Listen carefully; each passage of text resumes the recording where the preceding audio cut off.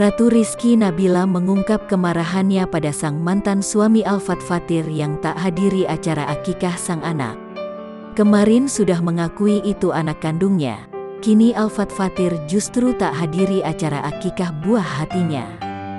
Ratu Rizky Nabila mengaku sedih sekaligus marah dengan sikap Alfat Fathir dan keluarganya. Datang ke acara pernikahan saja bisa, keluarga Alfat Fathir malah enggan hadiri akikah darah dagingnya sendiri. Kepada Bapak Edi Suhermat, uaknya Alfat, "Anda sudah mencoreng nama besar keluarga saya," katanya dikutip Tribun Tanda Hubung Medan.com dari kanal YouTube Kiai Haji Infotainment, Jumat tanggal 11 Juni tahun 2021. Ia dengan tegas meminta hak anaknya yang sudah diputuskan Majelis Hakim Agama Jakarta Pusat.